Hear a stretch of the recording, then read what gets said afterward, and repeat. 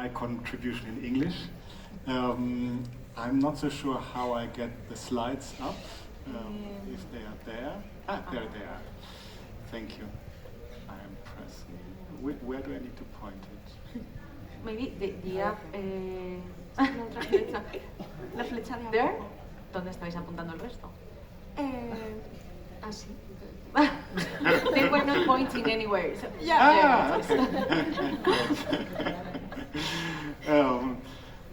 So we are also a network, as all the other networks here on the stage, but we are maybe a little bit more a meta network, so to speak, a network of the networks, and as was said in the introduction, from representing all disciplines in the cultural sector. And it goes back 30 years, approximately, when the EU developed some sort of gravity politically that would impact cultural players on the ground. At that moment, the major European networks, you can think of IETM for independent theater, or Opera Europa for the opera houses, NEMO for the museums, and so on.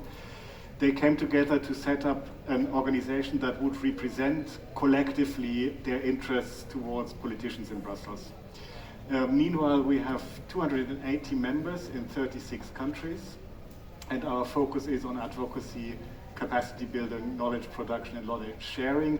And all of that, I will explain it a little bit more in detail, but all of that is for us a more holistic sorry, flashback. A more holistic look on advocacy. So advocacy normally, I mean, you all know advocacy. Some call it lobby. I like to call it lobby because we really want to influence, but lobby is a bad word because it's the bad guys that do lobbies. And we are the good guys, so we do advocacy, but we want to influence politicians to understand better what impact the cultural sector can have and what the transformative power really is that we have, and that needs investment and better laws. So that's our focus. And to give you a goal that we have, because it's always easy to make it very tangible, although I am a little bit careful with that as well. For instance, we want the EU to invest 2% of their budget in culture. At the moment, if you look only at the Creative Europe program, which is the one program for culture, it's 0.0. So, nothing. What do? We advocate. I've already said that, and advocating is part of the connecting and facilitating with our network. There are two bold words in this bottom paragraph. It's decode and encode. One of our most popular publications that we have on a monthly basis for our members is called the Brussels Decoder, where we decode the political language of Brussels into normal human language so that you and I can understand what the hell is going on. As an advocate trying to be the voice for the cultural sectors, we also need to do it the other way around. We also need to encode. So I also need to speak code language with politicians. Not because they are not humans. Oftentimes they are very human, but sometimes too human. But because they need to understand where in their little universe of legislative procedures they can find hooks for which they can use the information we give them and implement changes that works in their system. So in a way we are a postillon d'amour, if you want, between two planets.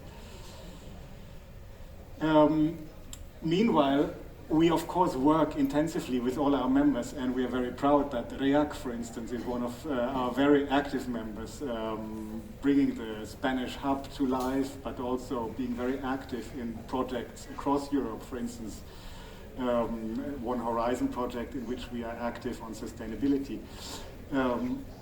So we need to work with our members to know what the position of the sector is. We need to co-create knowledge in order to have a position.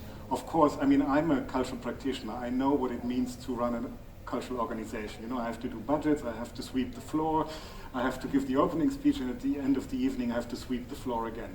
So I know what I'm talking about when I'm talking about precarity in the sector.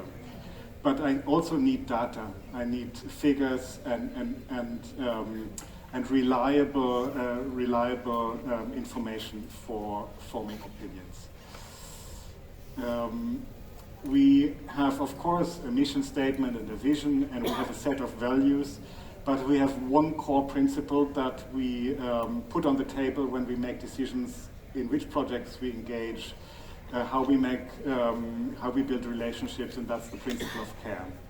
And of course, it goes back to John Tronto's ethics of care, where we really have to look at not only what is just, how we treat everyone equal, but also how we relate individually to individual organizations, individual networks. REAC is a totally different network than IETM, for instance, and we treat them both equal, but we need to really look at the specific context in order to know how a fair position of the different members would be in our ecosystem.